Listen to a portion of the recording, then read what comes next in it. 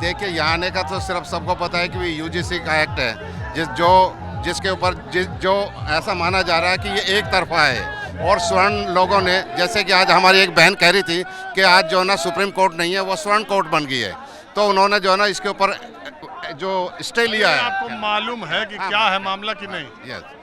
आपको पूरा मामला मालूम है? नहीं, पूरे मामले से क्या मतलब है? अरे यूजीसी का नियम क्या आया था, क्या रोक हुई, क्या अभी मैं इस पर अध्ययन कर रहा हूँ, अभी पूरा इसका मैं इसको पूरी तरह से जो है ना इसके चीरफाड़ नहीं कर सकता, लेकिन इसके कुछ सवाल अगर आप पूछोगे तो मैं आपको बता दूंगा। मैं यही पूछ रहा हूँ, आपका ऐतराज क्या है इसी यूजीसी नियम से? हमारा ऐतराज है कि वो सही, उसमें जो हमारे साथ जो अन्याय हो रहा है, मतलब जो रिजर्वेशन का जो आंकड़ा है वो जो है ठीक से इसमें जो ना नहीं किया गया। उसमें ये रिजर्वेशन की बातें नहीं है, उसमें कौन सी बात है? चलो आप क्लियर करो।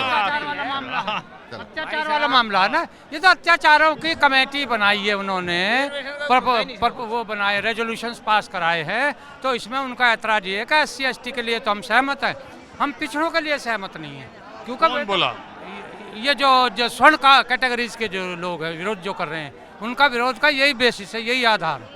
वो करे SC/ST में तो हमें इतनी प्रॉब्लम नहीं है, इनके साथ प्रॉब्लम है। इसका मतलब 90% लोग हमारे खिलाफ हो जाएंगे, तो हम तो 10% ही आदमी है, 15% ही है, तो इसका मतलब हम तो हमेशा उल्टा हो जाएगा ये तो सारा कुछ।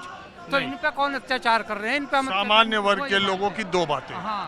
पहली बात ये है कि SC/ST एक्ट का भी दुरुपयोग होता रहा है। हाँ। अब ये नया नियम हो जाएगा तो यूनिवर्सिटीज़ में और डिग्री कॉलेजेस में उसका दुरुपयोग हो सकता है, एक। दूसरा, अगर कोई गलत शिकायत करे तो उसके खिलाफ कोई कार्रवाई का प्रावधान नहीं। और तीसरा कि समाज में बहुत जगहों पर OBC तो जनरल कैटेगरी से धन जन बल में ज़्यादा मजबूत है। हाँ बिल्कुल यही पॉइंट है, वे जन धन में बल में ज़्यादा मजबूत है। मानते हैं? तो तब पहले नहीं, कुछ अंशों में तो वे हैं जो अपर बैकवर्ड कास्ट हैं, वे वाकई कुछ मजबूत हैं, लेकिन इस मामले में उनको क्यों ले जा रहे हो SC/ST के साथ? यही विरोध है सामान्य का। यही सामान्य कैटेगरीज का ये विरोध है, इसमें उनकी कुछ बात ज़्यादा लगती है। जो अपर पिछड़े जातों के लोग हैं वो इतने डरते नहीं है किसी से, तो फिर तो स्वर्णों का यही विरोध है। लेकिन ऐसी जातें सिर्फ 2-3 हैं, बाकी तो उनमें जो 85% लोग हैं। कौन है 2-3? 2-3 में यही माने जाते हैं। कुछ लोग यादवों को बड़ा मजबूत बताते हैं बिहार यूपी में, कुछ लोग जाटों को मजबूत बताते हैं, जबकि हमारा कहना है कि जाटों तो अभी बेचारे पिछड़े हैं ही नहीं। जाटों दिल्ली में पिछड़ा नहीं है, जाटों केंद्र में पिछड़ नहीं है, एक आध स्टेट में पिछड़ा है। इवन जो है क्या नाम यादव ऐसे हैं, यूपी में पिछड़े हैं, हरियाणा में आगड़े हैं, केंद्र की नौकरियों में आगड़े हैं। हाँ, तो इतनी, तो हमारा कहना ये आज जो हम विरोध के लिए आए कि इतनी समस्या ये है नहीं जितना स्वर्णों में डर है।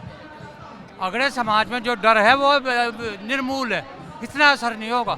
अगर इतना असर SC/ST का कहाँ हो रहा है जितना वो फील करते हैं मनोवैज्ञानिक ज़्यादा है। जहाँ तक दुरुपयोग का सवाल है, दुरुपयोग तो हर कानून का होता, थोड़ा बहुत तो होता है, तो इसका मतलब वो कानून ही खत्म थोड़ी कर देते हैं। तो इसलिए कानून से इतने डरने की, ये हमारा स्वर्ण लोगों के लिए को आश्वस्त करना है कि इतने डरने की कोई जरूरत नहीं। कोर्ट ने ये कहा कि बैकवर्डों में भी कई तरह के बैकवर्ड हैं, SC में भी कई तरह के SC है, ST में भी कई तरह के ST है। तो ये एक मिनट, कोर्ट का ये कहना है कि उसमें भी विभेद जो है वो कैसे पता चलेगा? नहीं देखिए, SC/ST की समस्या और पिछड़े की समस्या अलग है। पिछड़े वाकई कई तरह के, क्योंकि वैरायटी ऑफ कास्ट है, वो तो एकदम 70% हुए।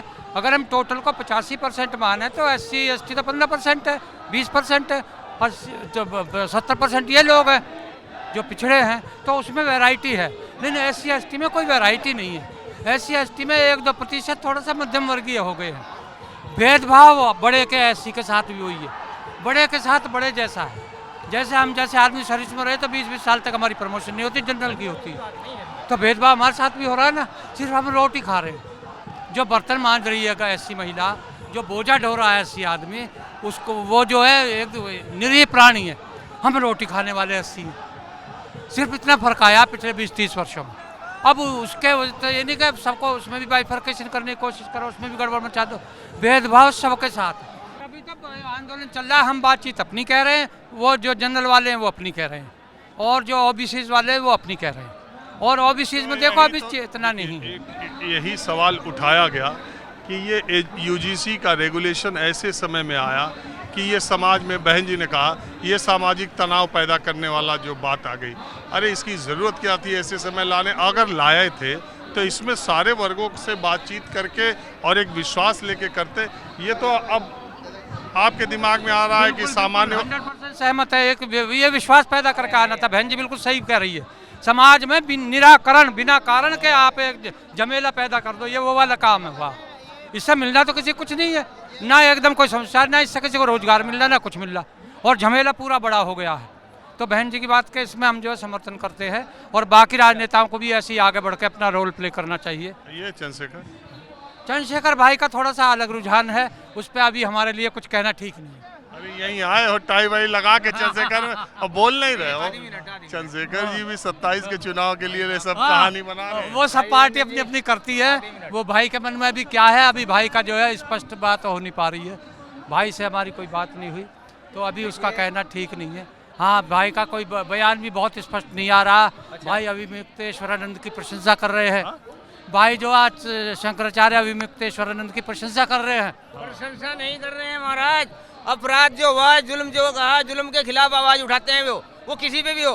ये कहाँ बात कर रहे हैं? वो तो कह रहे हैं कि उन्होंने बताई, जबकि वो जो है क्या नाम है, मुक्तेश्वरानंद मुक्तेश्वरानंद जी कई मायनों में जो है दलित के भी खिलाफ जा रहे हैं। क्यों खींचा गया? ये बात तो सही है। ये बात तो सही है। के खिलाफ बोलते हैं वो।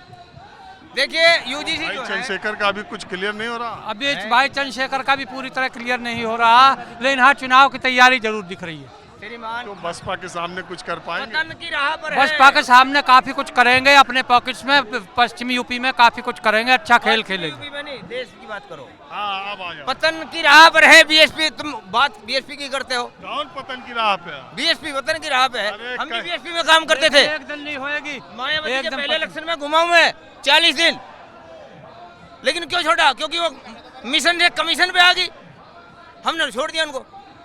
अरे लोग कहते हैं कि मायावती बनने के लिए कई जन्म लेना है ना, मायावती बनने के लिए कई जन्म लेने पड़ेंगे।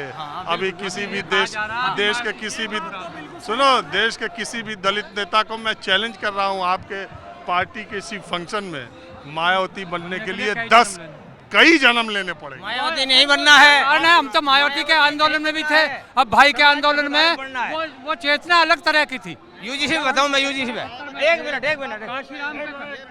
मिनट यूजीसी की बात करता हूँ। काशीराम जी के कैडर में होते थे तो एक सेकंड रुको, जब हम काशीराम जी के कैडर में थे, जब माहौल दूसरा था, वो सामाजिक चेतना बहुत ज़्यादा थी, वो 47 के या उससे भी पहले से आ रही थी। उसको काशीराम जी ने कैश करा था और बहन जी उनका राइट हैंड थी। आज पोजीशन दूसरी है। भाई चंद्रशेखर अपने बलबूते पर बना रहे हैं जो इमेज बना रहे हैं, दोनों में बड़ा फर्क है। और पैसा, राजनीति आज पैसे की है, राजनीति आज ताकत की है।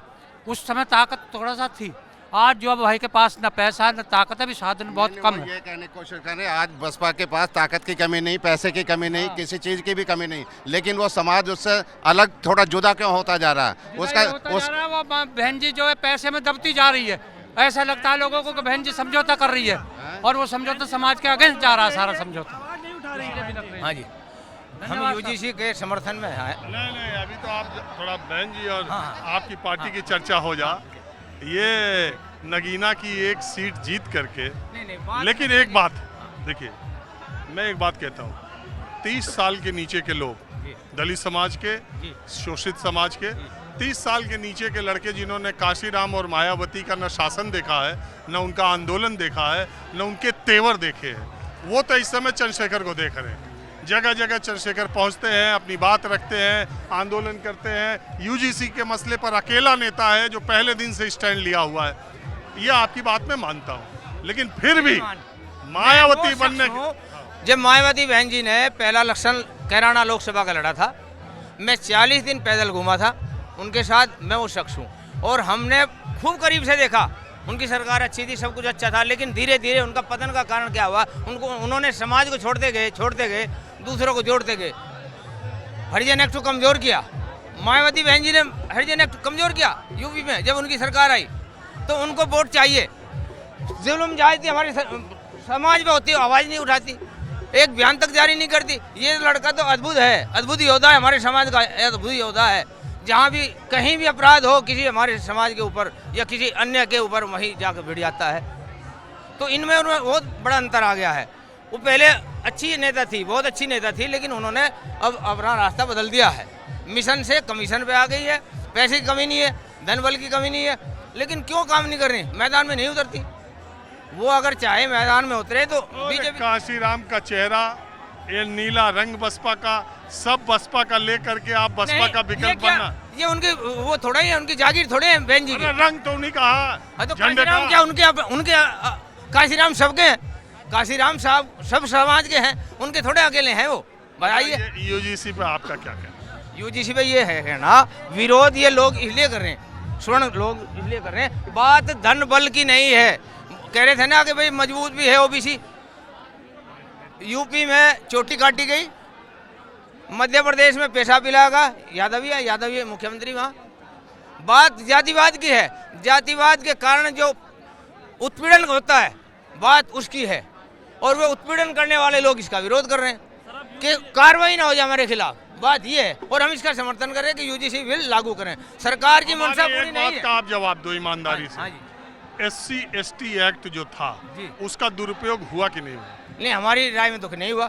अगर उसका दुरुपयोग होता तो अत्याचार बंद हो जाते। अब तक कहाँ अत्याचार नहीं हो रहे जातिवाद के आधार पर? बताइए आप तो पूरे देश में घूमते हैं, बताइए कहाँ नहीं हो रहे जातिवाद के आधार पर, कहाँ अत्याचार नहीं मानते उसका दुरुपयोग हुआ? नहीं, मैं नहीं मानता जी।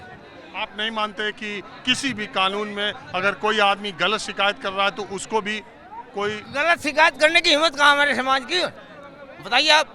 हमारे समाज गलत शिकायत करने की हिम्मत नहीं रखता। वो तो सही करने में ही हिचकिचाता है, सही करने में ही डरता है तो। हाँ जी। और आप ये नहीं मानते कि SC ST के उत्पीड़न में OBC की भी कुछ जातियां उसी तरह? ओबीसी बता रहा हूँ मैं, ओबीसी श्रीमान मैं बताऊँ, एक मिनट।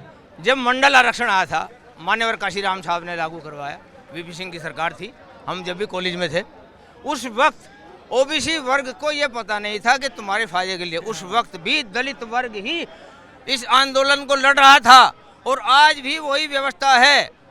जितना दलित वर्ग सड़क पर है, अगर उतना ओबीसी वर्ग सड़क पर आ जाए तो मोदी जी सिंहासन छोड़कर भाग जाएगा।